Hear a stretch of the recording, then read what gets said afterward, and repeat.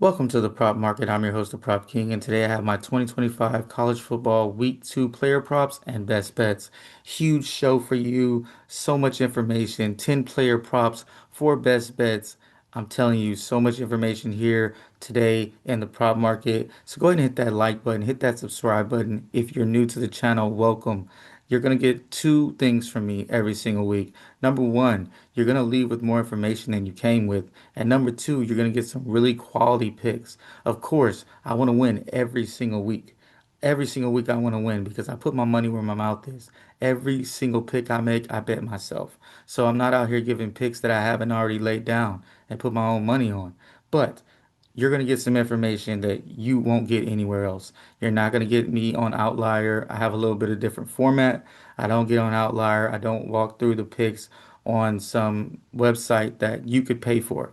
I'm giving you information that I spent my own time in the lab researching that, gives you, of course, I'm giving you EV picks. Of course, I'm giving you some projections based on numbers, but I'm also giving you a lot more than that. So with that being said, if you appreciate the video, if you appreciate the information, if you appreciate the time, like, comment, and subscribe. Let's go ahead and get to this money. I don't want to waste too much time because we have a huge show here. Let's get to it. Recap. I'm one of the few people online. Here's another thing that I actually do a running total of my season. I'm not just giving you week to week or man, I swept this week. So, clickbait, put it in the titles 10 and 0, 8 and 0, 14 and 1. No, I'm giving you real information here, keeping it 100% transparent.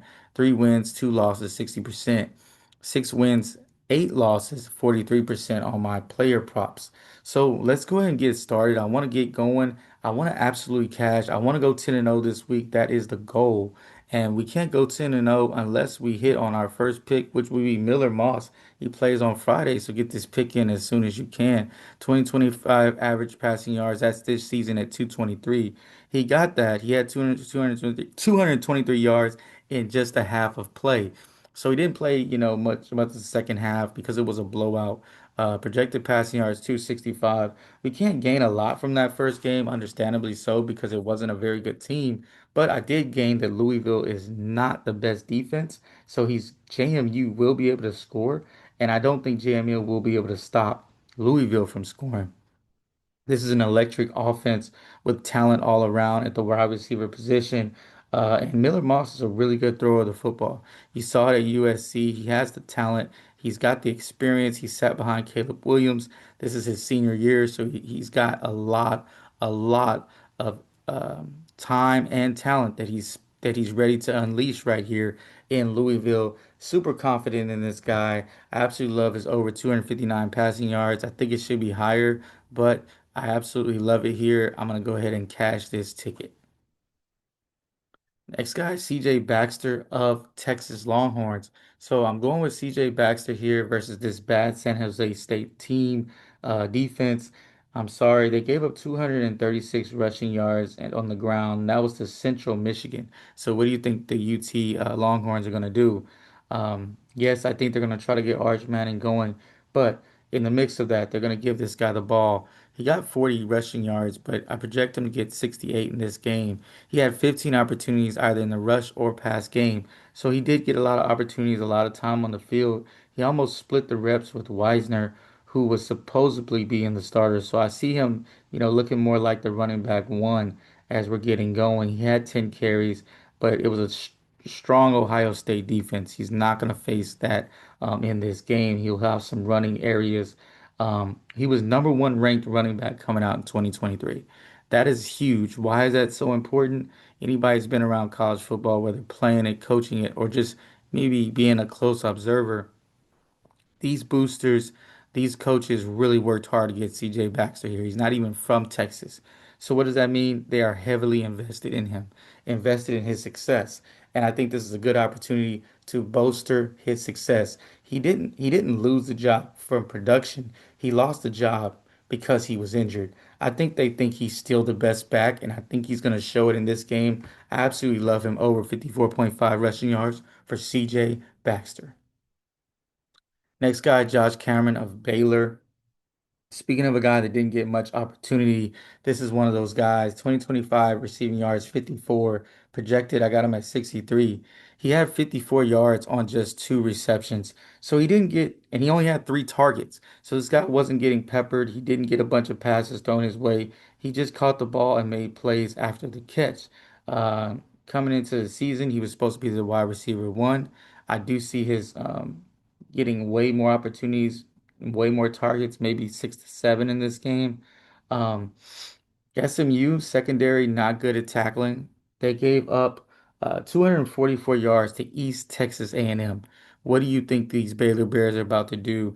His quarterback is also projected to get 288 yards. I think that might be a little too high, but with that projection being that high and him being the number one receiver, I think he clears this number. Same thing I thought with Aaron Anderson last week. He cashed for us more opportunities. He's really good at catch yak yards after the catch. Probably one of the best in college football. He turns into a running back once he catches the ball. So give me this over 55 receiving yards for Josh Cameron. Next guy, the guy that was on my screen to start off with, Byron Brown, coming off the huge upset to Boise State, or maybe it wasn't an upset, but in that game, he threw for 210 yards, and they were able to run the ball really, really well. He still threw the ball 24 times. Projected passing yards is 189. Here's the thing: last year he was full. The last year he was fully healthy, which was 2023. He averaged 253 yards passing per game. So this guy is not a guy that's not accustomed to throwing. And I know he looks more like a quarterback, but he can definitely throw the football. He's that was 2 years removed, but he's more experienced. Also, Florida, they're not going to allow them to run the football. They saw what they did to Boise. They're going to crack down. Florida's got a really good defensive line. They're going to have trouble running. That's another reason why I don't really like his pass plus rush yards is because and his or his fantasy score because he can get sacked quite a few times, but the passing yards won't matter. Over under set at 55. He's an 18-point dog despite beating Boise State. I think he comes in here playing from behind, throwing the football maybe 30 plus times in this game. Uh, he did last week. He got a lot of plays called back, especially good passing plays. And I think he'll pop a couple good throws down the field to clear this number pretty easily. I absolutely love him here. Byron Brown over 180 passing yards. Next guy, Jalen Daniels, averaged 228 in 2 games. He's played 2 games. One of the people played 2 games. Projected passing yards is 200. I would have easily cleared this number in both games, but he set the fourth in game one, so he was well on his way. But in this game, he's not going to be able to set it all. It's a huge rivalry versus Missouri. Um, Missouri, not a great versus running quarterbacks. So I started to think about taking his pass plus rush yards, but if that comes open, I maybe take that over his pass yards. But I think he also clears just his pass yards. I think he has a huge day. It's a 51 point total and a 6.5 spread. Conditions will be good. And, I can tell he's really hyped for this matchup. He's coming in. He's my dark horse Heisman candidate. I think he's going to play really well all season. I liked his throwing. I liked his receivers. I think he has some really good, solid receivers. Give me his over 194 passing yards for Jalen Daniels. Next guy, Dante Moore of Oregon, 2025 passing yards, 213, projected passing yards, 245. Here's some important facts. Oklahoma State had 100 was Oklahoma State was 134th ranked passing defense in 2024. So 134th. That's really, really bad. Only 136 teams in Division One football. So second to last versus the past Oklahoma State. And that's who he's facing this week. Um, Played UT Martin in the first game. They only gave 109 passing yards, but this is a different beast. He went 18 for 23. But here's the thing, 78% passing. I like that. That means he's very accurate. I don't care who you're playing to almost throw 80 to make 80% of your completions. I mean 80% of your passes be completed. That's great. That's great accuracy. He was the number three ranked quarterback in his class, so another guy coming in that's very talented. He's kind of had to go through the ringer here. Pace should be fast. I absolutely love his over here. I don't think Oklahoma State's going to slow down Oregon. Give me the over 239.5 passing yards for Dante Moore. Next guy is a guy we picked last week and he cashed for us. He looked like the best player on the field in his first start. He looked like the number one overall ranked player in 2024, and that is going to be Bryce Underwood. Um, like I said, first game out, he threw it 251 yards. I do get it. It was against New Mexico, uh, but he looked calm and confident. Oklahoma will stop the run. They will put a lot of people to stop the run. Um, I do see them trying to force him to throw the football. Um, he threw the ball 31 times, and I'm looking for more or the same amount of attempts in this game. He did complete 67% of his passes. They struggled to run against New Mexico in the second half. So, like I said, I think it's going to be a game where they're going to put it on his shoulders. I'm not sure they win the game, but I'm sure he's going to get over this number. Give me over 183.5 passing yards for Bryce Underwood. Next guy is CJ Bailey. Here's a guy that went off in his last game. 310 passing yards. I got him projected at 251. He threw the ball 34 times in week one, and I think that continues this week versus a Virginia passing defense that was ranked 120th last season. They returned no one in the secondary, so then no continuity there for Virginia. But I also think they did get a lot of transfers, but they haven't seen a team like NC State coming in here. They will be testing the secondary. CJ Bailey will find his really strong receiving core he has. 54-point total and a 3-point spread. So it should remain close. So we're not worried about a blowout. He may actually be behind and he will, have to throw a little bit more. But I absolutely love him. Over 244 passing yards, getting a huge discount in my opinion. Go ahead and lock this in for CJ Bailey. Last guy on the pit on the show is gonna be Sam Levitt, Arizona State. 257 in his first game. I got him projected at 280. He's playing against a bad secondary, Mississippi State, and Sam Levitt is one of the best throwers of the football that I've seen. You saw him last year make that run. It's a good matchup here versus, like I said, a faulty secondary Mississippi State, and he has a really good receiving core. Tyson, who I feel like is one of the best receivers around.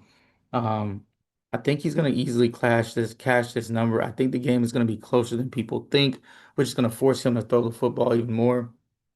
Give me the over 250 passing yards. I don't think either team's really able to stop the other, so I think this is going to be an easy over for Sam Levitt.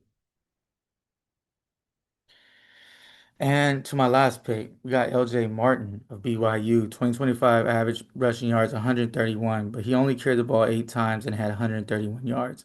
Get it? No real competition here. I got him projecting rushing yards at 102. I think this guy absolutely takes hold of this running group here. Stanford is a team that, yes, they play decent defense, but stopping the run is not their best calling card. I think you see this guy breaking off a couple huge runs behind this really strong BYU offensive line. I love the line. I love him running here. He's a strong runner. He doesn't play around too much. I think he gets downhill. He's also playing with a young quarterback, so they're gonna basically rely on him to take care of this game for them. Give me the over 84 rushing yards for LJ Martin. Now for our best bets. I got James Madison versus Louisville. I got to take the over 56 points.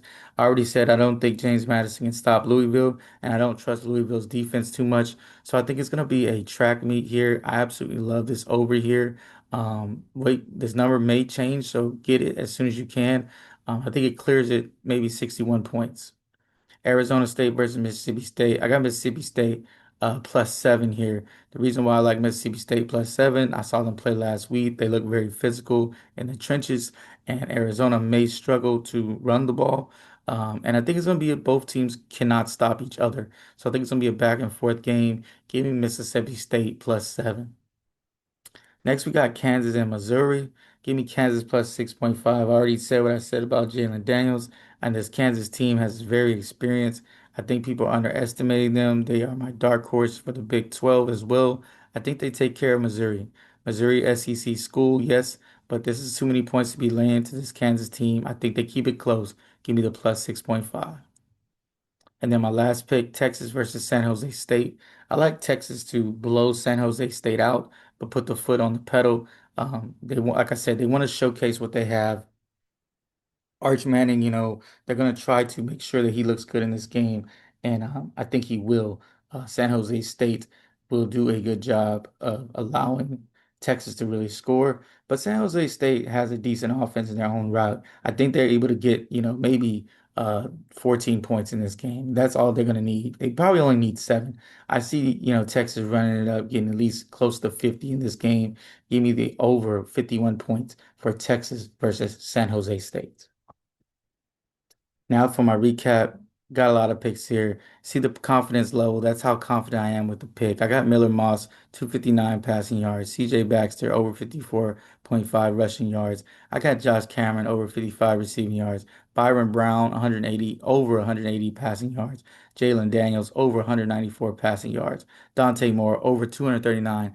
It's not pass, but rush. That's passing yards. Bryce Underwood, over 183 passing yards. And then CJ Bailey over 244 passing yards, Sam Levitt over 250 passing yards, and LJ Martin over 184 rushing yards. Man, if you love this show, go ahead and hit that subscribe button. Of course, hit that like button. Also, leave a comment. I will have picks for you all throughout this season. Every single week, I will have college football and NFL picks. So go over to the channel, check out the NFL picks as well. I might even leave that in the comment section. I have two NFL picks shows for you. Thank you for watching. Thank you for liking. It's always free for you guys to like, comment, and subscribe. Doesn't cost you a thing. And like I always say, keep what you like, leave what you don't, and let's cash.